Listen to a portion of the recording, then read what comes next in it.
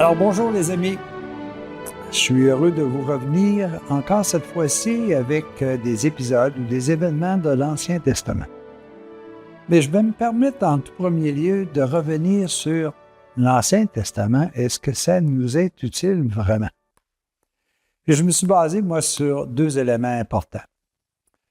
Le premier élément sur lequel je me base pour dire il y a des messages importants dans l'Ancien Testament, c'est qu'on dit toujours que la vérité a été, est et sera de toute éternité. La vérité ne change pas. Peu importe le temps, ce qui est vrai a été vrai, est vrai et sera éternellement vrai.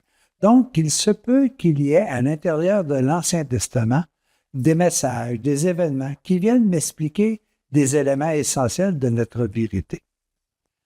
Un deuxième aspect qui est important, que ce soit il y a 2000 ans, que ce soit il y a 4000 ans, nous vivions encore les mêmes événements. À preuve, nous voyons dans l'Ancien Testament qu'il y avait des guerres. Nous voyons également que les gens avaient besoin de nourriture. Nous voyons également qu'il y avait le besoin de se figurer des êtres plus puissants que nous pour pouvoir nous aider, pour pouvoir nous guider. Est-ce que c'est encore vrai aujourd'hui? Ben oui, c'est toujours vrai aujourd'hui. Alors ça, c'est important de voir qu'il y a certainement à l'intérieur de l'Ancien Testament des messages qui nous sont appropriés aujourd'hui. Pourquoi? Parce que nous vivons toujours la même vérité qui, elle, ne change pas. C'est l'illusion que l'on en crée qui change.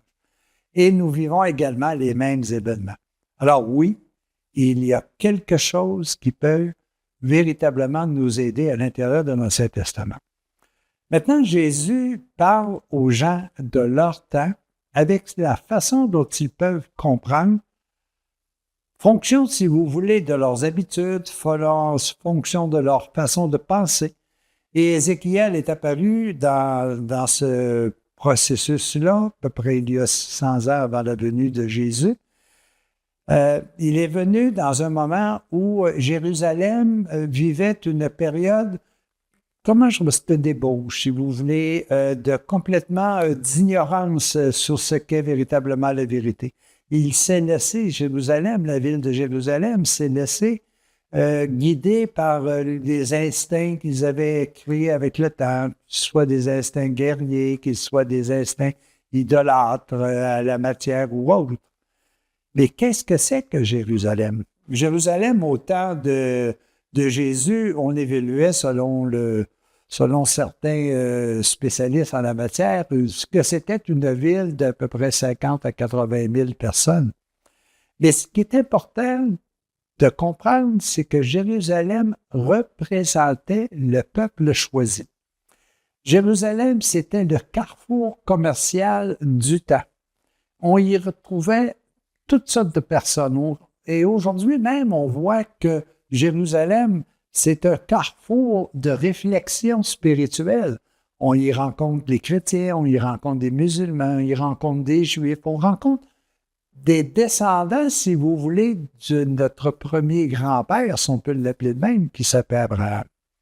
Alors aujourd'hui, c'est un symbole véritablement aussi qu'à l'intérieur de nous vit cette Jérusalem. Ce carrefour de pensée, ce carrefour d'idées, et puis nous sommes entremêlés d'une foule de situations que nous devons corriger. Ézéchiel est venu pour faire réfléchir le peuple de son temps. Mais aujourd'hui, nous pouvons prendre les messages que Ézéchiel a adressés à Jérusalem et dire aujourd'hui, est-ce que ça ne nous est pas utile? Alors, je vais commencer, notre ami Ézéchiel a présenté pratiquement une vingtaine de ce que moi je vais appeler des paraboles ou des événements de la vie de Jérusalem pour leur faire comprendre qu'ils ne sont pas nécessairement sur le bon chemin et qu'ils doivent penser, s'ils ne veulent pas être placés sous le joug de la loi de l'homme, qu'ils doivent penser autrement et agir autrement. Alors, l'un des éléments que je vais vous mentionner, c'est la chose suivante. C'est la parabole du bois de la vigne. Je vais vous lire un texte, puis je vous reviens. La parole de l'Éternel fut adressée à Ézéchiel. Il dit, « Fils de l'homme, le bois de la vigne Qu'a-t-il de mieux que tout autre bois? Le sarment qui est parmi les arbres de la forêt, qu'a-t-il de différent des autres bois? Prend-on de ce bois pour fabriquer un ouvrage? En tire-t-on une cheville pour y suspendre un objet quelconque? Voici, on le met au feu pour le consommer. Le feu en consomme les deux bouts et le milieu brûle. Serait-on bon à quelque chose? Voici, lorsqu'il était entier, on n'en faisait aucun ouvrage. Combien, moi, lorsque le feu l'a consommé et qu'il est brûlé, en pourrait-on faire quelques ouvrages? C'est pourquoi ici parle le Seigneur, l'Éternel. Comme le bois de la vigne parmi les arbres de la forêt, ce bois que je livre au feu pour le consommer. Ainsi je livrerai les habitants de Jérusalem. Je retournerai ma face contre eux. Ils sont sortis du feu et le feu les consumera. Et vous saurez que je suis l'Éternel. Quand je tournerai ma force contre eux, je ferai du pays un désert parce qu'ils ont été infidèles, dit le Seigneur, l'Éternel. C'est très, très, très sévère. Et comment Dieu, qui est amour, peut dire ces paroles? Moi, la façon dont je le vois, c'est la chose suivante. Dieu a créé, le peuple de Dieu a créé ce que moi je vais appeler l'âme et l'esprit à son image, à sa ressemblance. La seule loi qui existait à ce moment-là, c'était la loi de l'amour. Et tout le monde n'était pas obligé, tout le monde avait le goût d'établir la loi de l'amour. Mais si on s'égare de cette loi-là, est-ce que Dieu nous punit? Non. Dieu nous laisse à une phrase que tout le monde connaît. Ce que l'on sème, on le récolte.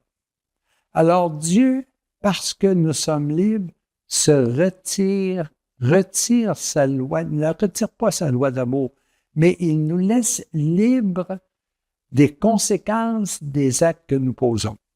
Et là, face à Jérusalem, qui est dans une situation, je vais l'appeler même d'idolâtrie, mais qui est dans une situation de ne pas respecter la loi première de l'amour, il dit, bon, si c'est ce que vous souhaitez, je vais permettre de vous laisser la responsabilité des actes que vous posez.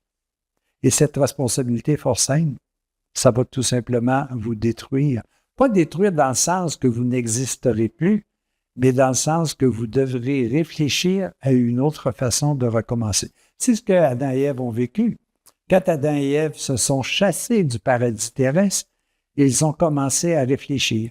Ils ont commencé à penser comment on peut améliorer notre situation. Et c'est la même chose pour Jérusalem du temps de Jésus, et c'est la même chose pour mon Jérusalem, ma Jérusalem à l'intérieur de moi. Je suis dans une situation où j'ai à choisir, est-ce que la loi de l'amour sera ce qui prévaut chez moi, qui concerne la paix, la joie, le bonheur, le non-jugement, la justice? Si c'est ça qui prime, je n'ai aucun souci à me faire. Mais si par hasard prime d'autres éléments, comme les lois de l'homme, par exemple, alors ça peut être des choses comme moi, je me donne comme Dieu l'argent, le prestige, je veux posséder, je suis envieux, je juge. Alors Dieu va dire, OK, c'est ce qu'ils veulent vivre, je vais tout simplement me retirer en les laissant responsables de la semence qu'ils auront semée. Et c'est ce qui est arrivé à Jérusalem du temps de Jésus. C'est ce qui est arrivé à Jérusalem du temps d'Ézéchiel. Et malheureusement, est-ce que ça ne sera pas ce qui va arriver à ma Jérusalem céleste si je me laisse guider par la loi de l'homme, par la loi de la chair? Je vais l'appeler de même pour l'instant pour qu'on puisse comprendre davantage. Est-ce que je me laisse guider par la loi de la chair, par la loi de la matière, par la loi terrestre, ou est-ce que je préfère me laisser guider par la loi de l'amour qui me met en protection totale vers l'illusion pour rester davantage dans la vérité? Laquelle des deux lois je vis? Et comme dirait la parabole que je vous ai citée tout à l'heure, qu'est-ce qu'on peut faire avec le bois qu'il y a à l'intérieur de moi? Est-ce que je peux véritablement construire quelque chose de bon, de juste ou de louable, ou est-ce que je ne suis pas en train de construire quelque chose qui va être tout croche, un petit peu de bien, un petit peu de mal, un mur mal placé, une toiture non uniforme? Bah, c'est tout simplement à nous de choisir. Et voyez comment Ézéchiel, dans cette parabole du bois de la vigne, vient nous dire, attention, prenez un bois qui est à l'intérieur de vous et qui sert à construire et non à détruire. Les amis, à la prochaine.